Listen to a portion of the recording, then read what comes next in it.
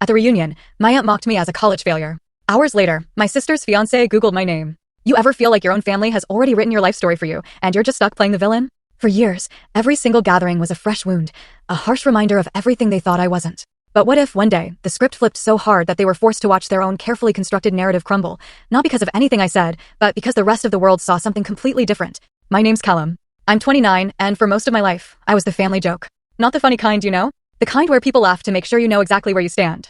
Our family had this invisible seating chart. My sister Nora, bright, successful, always at the center. My brother Ethan, orbiting my dad's approval like a satellite, never daring to stray. My mom, perpetually arranging napkins into swans, pretending ignorance was kindness. And then there was Aunt Lorraine, armed with gossip and a glass of sweet tea that was never just tea. Me? I was usually somewhere near the folding chairs, useful only if the printer jammed or someone needed the Wi-Fi password. Getting a text about a reunion never felt like an invitation, it was a summons. A command to show up and prove I belonged in a room that still saw me as the one who didn't finish. If you ask them, my reputation started sophomore year of college. I withdrew 2 weeks after midterms, and they'll tell you I gave up, I ran off, I made a mess. That version was easy for them to fit into the story they already believed. The truth was far less dramatic and a whole lot lonelier. My financial aid package had changed. A paperwork hiccup, they said, that would likely be resolved next semester.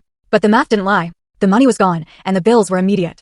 Rent didn't negotiate, and my part-time campus cafe job couldn't cover a black hole. I walked home with that withdrawal form in my pocket, telling myself it was just one semester off. That's not how my family remembers it. He quit college to chase some scheme, Aunt Lorraine still likes to say. Our stories split right there and never found their way back. After I left school, I worked 2 jobs, then 3. I learned to repair phones at a strip mall kiosk under humming fluorescent lights that made your skin look gray. I drove a battered sedan at night, the back seat smelling of old fries and spilled soda.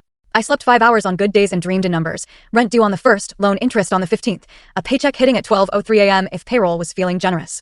I kept telling myself it was temporary, that I was just on the off-ramp, a little lost, but I'd find the main lane again. What I didn't say out loud was this: sometimes, I actually liked the work. There was a pattern to making broken things whole. A cracked screen becoming a glass pane again. A dead battery waking up at 87%.